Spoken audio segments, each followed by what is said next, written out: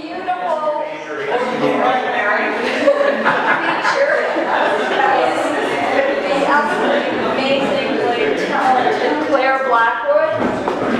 And she's a poet, visual artist, and tarot reader. Welcome, Claire.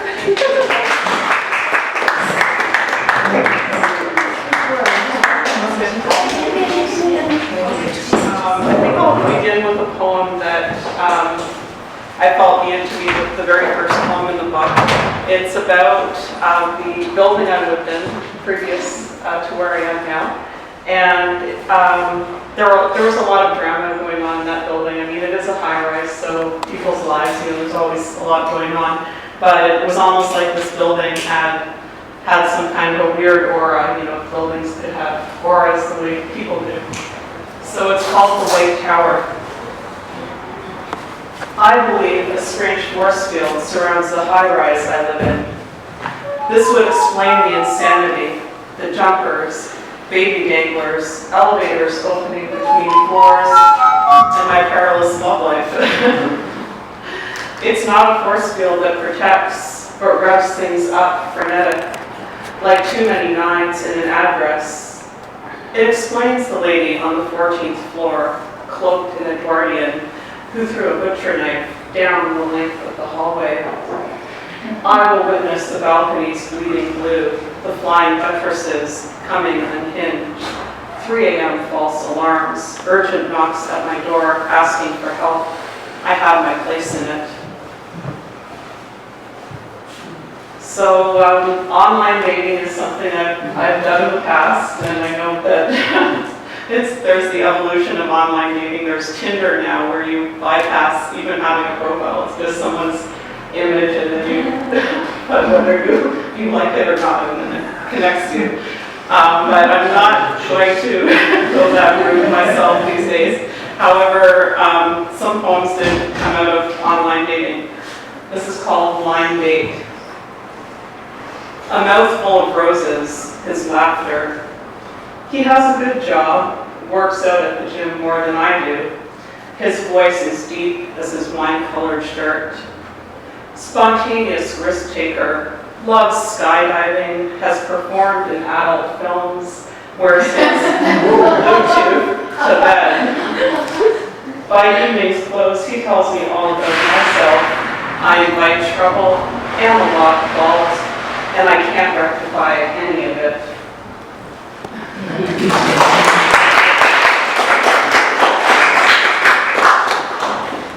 There's a chair there. Change of address.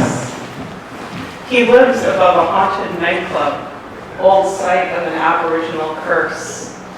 After the bass subsides, he hears the walls moan. The rooms lie awake. They house dealers and wendigos.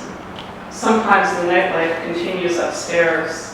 A dominatrix flees at dawn, her garter wilting on the doorknob.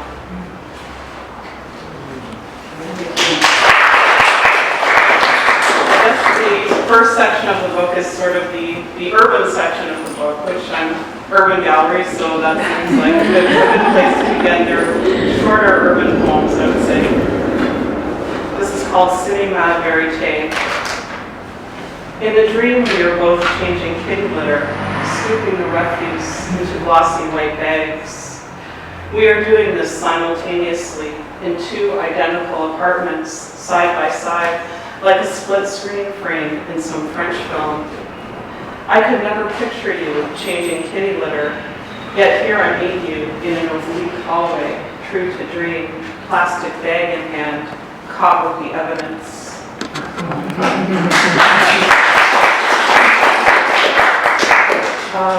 A different poem in this book, where I break from some of the other forms, is an exercise that it's a contest every year with CB2, where they assign you words and you have 48 hours. So people probably tried it here.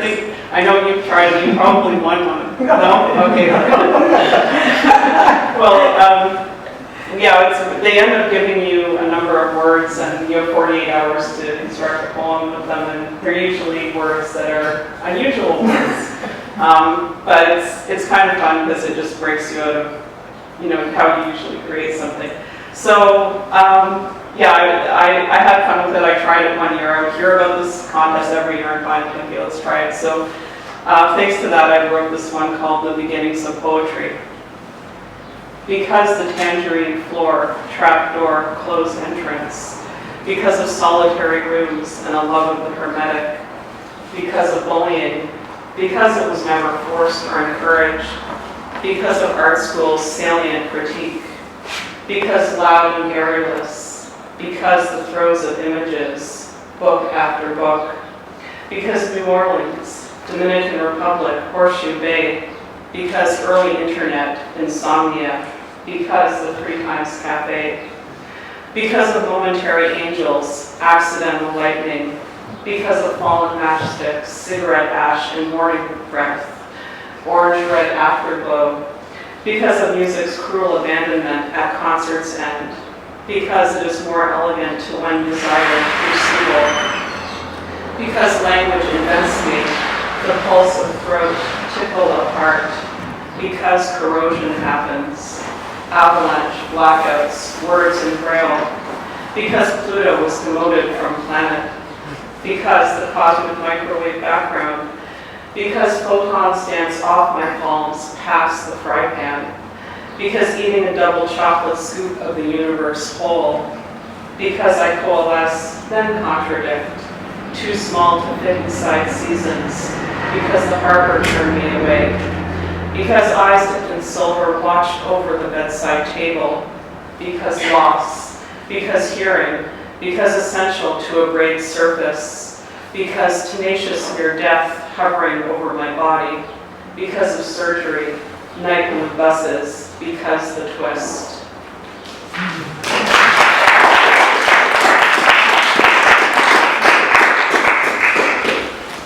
And yeah, the book is called Forecast, and it has this rather dramatic cover image that I think fits in with the mood of a number of the poems. And this is the title poem. It's called Forecast. The weather ahead is unpredictable. Shellfish could fall from the skies. Summer and winter congeal. You may find love or spite, always ambivalence. There are wind patterns you don't understand, pink hailstones in midnight at noon, total solar eclipse, birds migrating in reverse. You believe there is a way to distill chaos, that you could recover a torch to illuminate the darkness, pinpoint a light source brighter than Andromeda, if you just knew how to begin.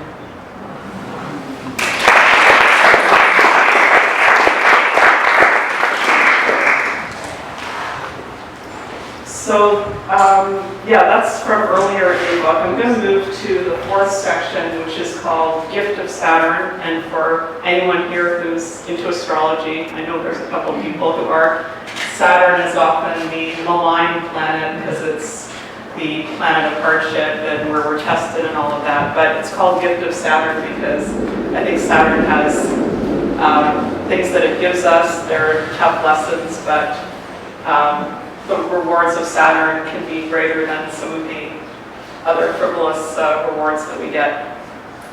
Now this first poem is about a dream that I had, and unfortunately a true one, but yeah, sometimes you have those dreams about people that you're very close to and you feel very connected to, and you know that when you had that dream that was something that was true. Prescient. Once again you appear at the gates of horn and ivory, white powder below the nose, telling me you've been up to no good. Before us, a wide glass table in a barren room, a calamity of walls. Though we haven't spoken in years, I hear the rumors, new schemes and charges laid travel across a transient sky, footsteps falling from the roof. Anonymous. A headless woman waits outside my door. Some art student or insomniac must have left her there, fully aware of my paper mache phobia. Brightly colored and life-size, she's a human piñata with one arm broken off. And she was made deliberately headless, the neck stub painted a crude coral. Black lines descend from her shoulders, prison bars with no one behind them. 3 dusty flowers dangle from her wrist, attached with twine like executioner's rope. I take her to the curbside where she scares the starlings away. With the city's new bylaws, garbage collectors won't touch her. It's one of the last poems that was written for the book, and it's kind of a playful piece. It's about a show that's still on, Long Island Medium. Has anyone seen the show? It's a reality show. And it's about a medium, and she's this really strong personality, and she comes up to random people, and she's a medium, so she starts to tell them things, and they're all surprised by it. But yeah, now she's even more famous than she was, and I'm sure she's booked like 5 years in advance now instead of a couple years. So it's called Long Island Medium. She could be mistaken for any random loudmouth extrovert with an excessive love of hairspray. Her bleach blonde coif, stiff as dry bread, and her nails talons precede her screeching voice. Not what you might expect for someone who speaks to the dead. Incredulity sets in until it becomes apparent she's legit. Booked a year in advance for consultations, she makes the nascent psychic in me jealous. But she says, don't worry, when the snow flies, your readings will thrive. Her husband is the perfect foil. Earthy and muscular, he tends the domestic domain, looks after cooking, chores, gardening. Whatever needs to be done at the house is without want of the uncanny. I sit in her famous dining room, the place where furniture has moved on its own, breathe deeply the scent of lilies. As she pours full moon water into a stone bowl, ancestors crowd the hallway. Yeah, I think I'm going to read, I'll read a couple of poems from my trip to Scotland, which was a very important trip for me. I went a few years ago to stay in a very cool place. It was a haunted mansion, and a friend from Toronto lives over there. So yeah, it was quite an intense time over there, and I'm glad. I was hoping I would be inspired, from some poems, to write some poems. So, however, my timing was not the greatest in that it was the ash cloud. If you remember in the news. Oh, yeah. Icelandic. Yeah, yes, Icelandic, and that was affecting everything in Europe. So I was getting pretty worried about coming back. And that's all I'll say. I'll read the poem. I don't want to give it all away, but definitely it was returning back was about 10 out of 10 anxiety and life like that. So this is called Glasgow, Iceland, Toronto. My fate rests in the plumes of an ash cloud, a giant piece of black cauliflower dominating the world news and atmospheric conditions over Europe. At Glasgow Airport, I read cancelled all down the terminal screen, one long red blur until the last flight, Toronto, the only one scheduled to leave. 10 minutes before departure, Queens, a kind of magic, plays through the Thomas Cook Airways. And I think, yes, this is a kind of magic, that I'm here on this cushy blue seat, not exiled to a sleeping mat, calling loved ones in a panic. The song ends and the captain tells us a change of route is necessary. We'll head directly for Iceland, fly around the ash cloud. Keep your fingers crossed for clear skies. Next, under pressure begins to pulse, and I wonder, is this deliberate on the part of the crew? Some kind of prophecy? I glance at the woman beside me, reading the paper, Ash Cloud Chaos hits UK. She doesn't look nervous or alarmed that disorder's taken reign. And just when another one bites the dust begins, I've had enough of this musical fortune telling.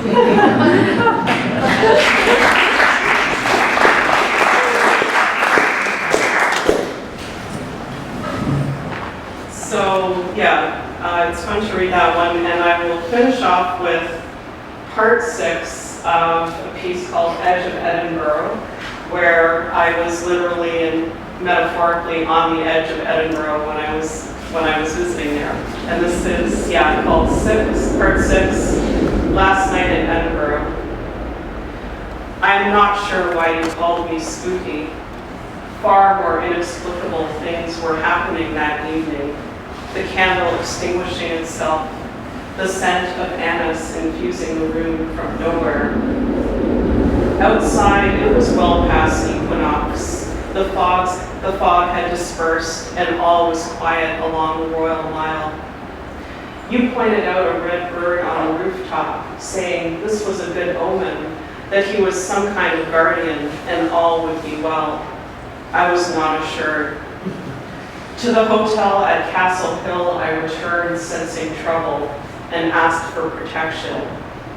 Like a Scottish Kyan, I pictured myself surrounded by light, impermeable to devious intent, reminding myself I am safe. Thanks for listening, and I do have copies.